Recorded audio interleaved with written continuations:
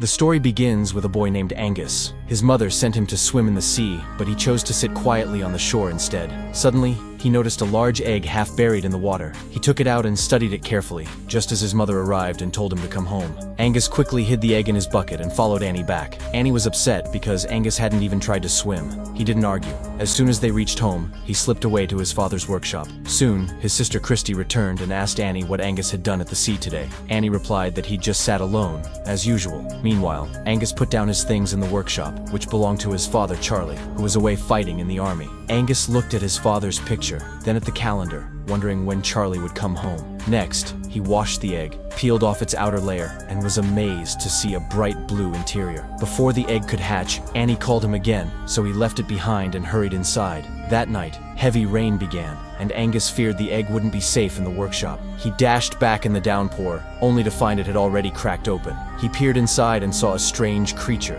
When he reached out, it snapped at him, and Angus realized it was probably just hungry. He sprinted to get some food, and when he returned, the creature was calmer as he fed it. Angus was gently feeding his new friend when Annie called once more. Reluctantly, he went to bed. The next morning, Angus woke to find a squad of soldiers at his door. He, Annie, and Christy greeted Captain Hamilton, who explained that enemy forces might try to invade by sea. His soldiers would stay at their house and prepare to defend the coast. The soldiers brought in supplies and set up their stations. Annie told Christy and Angus to stay in their room. Later, Angus went to the library to find a book about the mysterious creature. With the book in hand, he hurried back to the workshop, only to find it in chaos and the creature chewing Charlie's boots. Realizing it was still hungry, Angus went to the kitchen for more food, but Sergeant Strunk, the army cook, stopped him at the door. Angus pleaded that the creature needed to eat, but Strunk refused. Then Angus offered to take out the kitchen garbage, and Strunk agreed. Using scraps from the bin, Angus fed his new friend, who ate eagerly. Angus named him Crusoe. After eating all the scraps,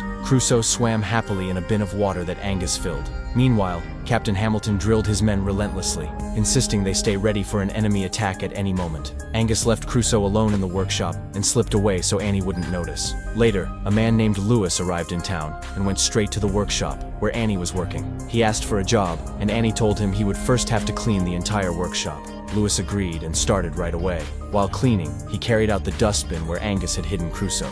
When Angus saw this, he raced over to stop Lewis, but the bin was empty. Angus demanded to know who Lewis was and what he was doing in his father's workshop. He reminded Lewis that his father, Charlie, would soon return from the war. Lewis replied, "Look, brother, your father can claim the workshop when he comes back, but until then, I'm in charge here." Realizing Crusoe was in danger, Angus hurried back inside, then began searching the house for a safe spot. Meanwhile, Crusoe had slipped into the house. Sergeant Strunk's dog, Churchill, spotted him and chased after him, but the dog was chained and couldn't catch him. Crusoe darted into the bathroom just as Christy walked in. She screamed and ran upstairs. Angus calmed her down and explained that Crusoe was his pet, hatched from the strange egg he'd found by the sea. Christy was shaken but promised not to tell Annie, since Crusoe wouldn't harm anyone. Back in the workshop, Annie handed Lewis some of Charlie's clothes to launder. Lewis hesitated and asked if Charlie might never return. With a heavy heart, Annie admitted that Charlie had died when his ship sank at sea. Then Annie asked Lewis to fix a leak in the bathroom.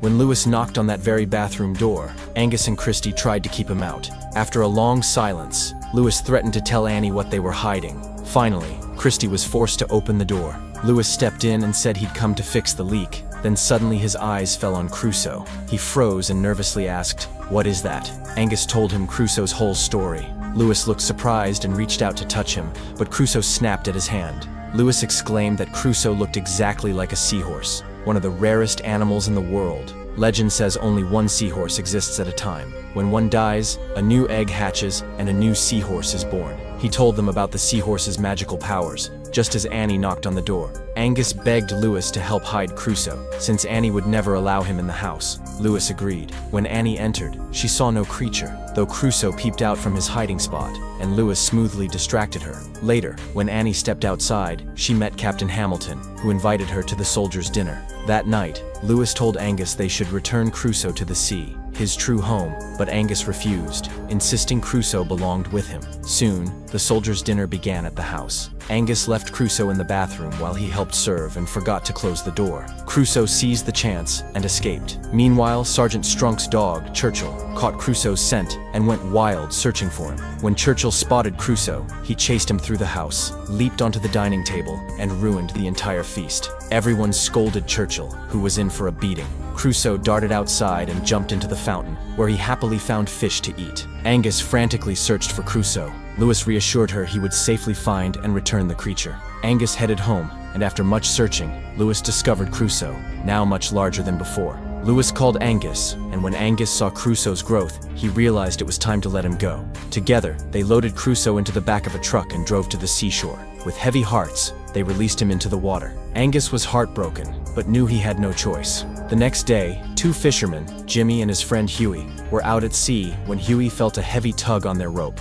As he pulled, their boat began to sink. Suddenly, a giant Crusoe emerged in front of them. Both men were stunned. Huey wanted to capture the creature, dreaming of the fortune it could bring, but Jimmy refused. Crusoe started dragging the sinking boat away from shore. Jimmy cut the rope to save their lives, and as he watched Crusoe swim off, he marveled. He had never seen such a bizarre, magnificent animal before. Meanwhile, Captain Hamilton told Angus that his mother wanted him to begin army training right away. Angus joined the soldiers and helped with their tasks, but after a few days he grew bored. One morning, he slipped away from Captain Hamilton and ran down to the sea. He shouted for Crusoe, but there was no sign of him. Angus climbed into a small boat and rowed out to look. Soon, Crusoe burst from the water beside him, and Angus was amazed at how huge he had become. With a powerful leap, Crusoe lifted Angus onto his back. Though frightened at first, Angus relaxed and enjoyed the thrilling sea ride. When Crusoe returned him to shore, Sergeant Strunk's dog Churchill caught his scent and bolted toward the water. Strunk followed in astonishment. He had never seen such a large, strange creature,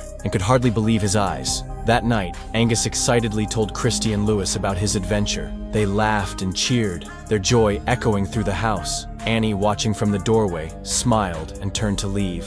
Lewis followed her, and Annie thanked him. Because of Lewis, she'd finally seen her children laugh freely again. Lewis just chuckled and walked away. Meanwhile, Jimmy was telling a reporter named Jock about the strange animal he'd encountered at sea. Jock thought that news of such a creature could attract investors and tourists to the city. Huey argued that the town was fine as it was, but Jock insisted that people had a right to know about a potentially dangerous sea animal. The next day, Hamilton led Annie and her children to a nearby hill to show them his army's preparations and demonstrate the weapons used against enemies. He ordered his men to perform mock attacks on targets hiding in the water. Angus realized this could endanger Crusoe and begged Annie to stop the exercise. Annie couldn't understand his urgency and told him to stand still. Even Christie's plea, that Angus was telling the truth, fell on deaf ears. The soldiers began firing blanks into the shallows, and Crusoe, terrified, struggled desperately to escape. Jimmy and Jock had come to the shoreline hoping to photograph Crusoe, but the animal remained hidden. Frustrated, they built a crude effigy,